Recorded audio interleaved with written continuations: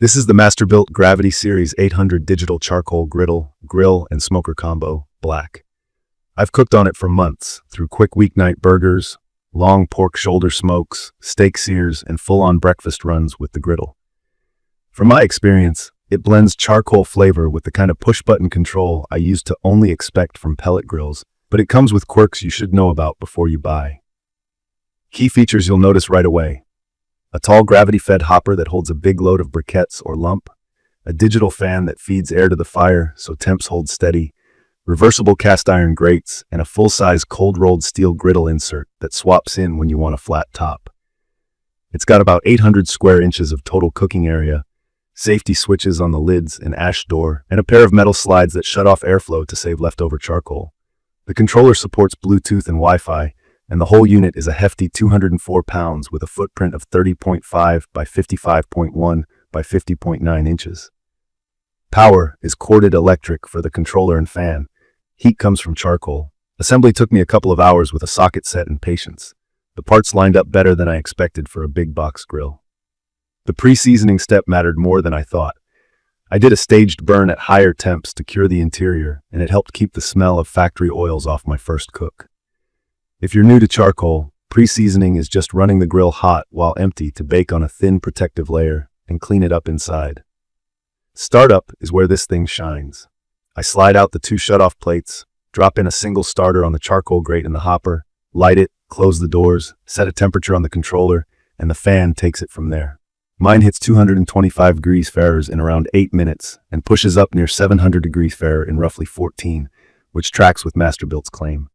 In my opinion, the real win is how tight it holds a set point once it settles. I've seen it hover within a few degrees for hours, smoking ribs at 250 degrees Fahrenheit. That's not common with traditional charcoal unless you're babysitting vents. Flavor is the reason I keep using it. I mix in a couple of wood chunks with the charcoal, and the smoke is richer than what I typically get on a pellet unit. Brisket and pork butt pick up a solid bark and a clean smoke ring. When I want steak, I move the cast iron closer to the heat manifold, crank it to max, and it puts a serious crust on ribeyes in minutes. It's perfect for steakhouse-style sears and smash burgers. The griddle insert is not a gimmick. It heats evenly, and I've made pancakes, bacon, eggs, fajitas, and fried rice without hot spots.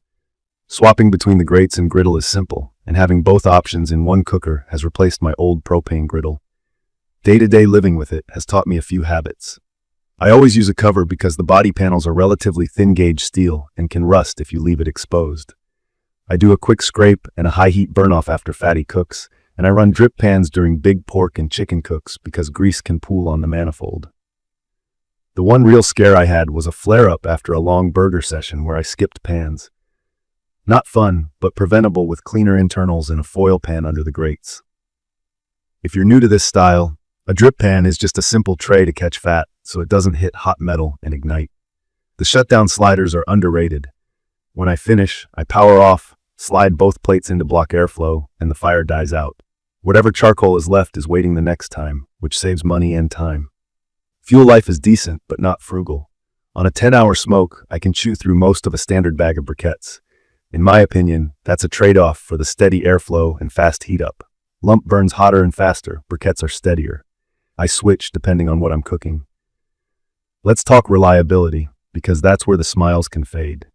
The app experience is hit or miss. I've had clean cooks where the Wi-Fi connection stayed stable, and I tweaked temps for my kitchen, and I've had other days where the app froze until I unplugged and replugged the controller. Masterbuilt's quirk, where you need to start the cook from the app to make changes in the app, isn't intuitive. I keep Bluetooth on as a fallback, and I try to update firmware when prompted. It helps, but it's not bulletproof. I've also learned to baby the door switches. They cut the fan when you open the lids, which is a good safety feature, but they can be finicky in grease and heat. One of mine got flaky and I had to clean and reseat it. The power cord connection feels delicate, so I keep tension off it and avoid yanking the plug from the controller side. I haven't lost a controller, but I know people who have, and warranty turnaround is something to factor in if you're hard on gear. If you want to tinker, there's a growing accessory scene with heavier internal parts, upgraded firebox plates, and different manifold covers. I haven't gone all in on mods, but I can see why folks do if they cook several times a week. From my experience, the build quality is a mix. The cast iron grates and griddle are solid. The frame and panels are acceptable for the price, but they're not premium. Keep it covered, clean it regularly, and you'll be fine. Neglect it and you'll see rust sooner than you expect, especially inside the hopper where the heat lives. The wheels are handy for moving it on a patio, but given the 204-pound weight, plan a home for it and don't drag it over gravel. Who is this for? It's perfect for someone who loves charcoal flavor, but doesn't want to fuss with vents and chimneys every time. If you're intrigued by pellet grill convenience but want deeper smoke from real charcoal and wood chunks, this scratches that itch. If you expect flawless apps, bomb-proof electronics, and zero maintenance, you might get frustrated. I'd recommend this for backyard cooks who aren't afraid to do a little cleaning, keep a cover on their grill, and can live with the occasional app hiccup. If that sounds like you, the cooking results will make you grin. Key features that make me keep it around are the quick heat up, exact temperature control from the digital fan, the versatile griddle insert, and the ability to save fuel with those shutdown slides. In my opinion, the biggest weak spots are the app reliability, the fragile feel of a couple of components, and the need to manage grease carefully. None of those are deal breakers for me because the food coming off this thing has been consistently excellent. If you're comparing options, pellet units still have an edge on set-it-and-forget-it reliability and cleaner internals, but they often produce a milder smoke. The Gravity Series 800 flips that. Fuller charcoal flavor and punchier sear power, with convenience that's close to pellet gear but not as polished on the software side. Masterbuilt has newer, beefed-up versions in the lineup, but this MB20040221 remains a strong value if you understand its personality. In conclusion, I'm happy I bought it. I reach for it when I want real charcoal flavor without spending my day chasing vents, and I lean on the griddle more than I expected. It's not perfect, but it's earned a spot in my outdoor cooking routine. If you can handle some maintenance, keep it covered, and be patient with the app, the Gravity Series 800 will reward you with smoky ribs, crusty steaks, and buttery pancakes off the same cooker.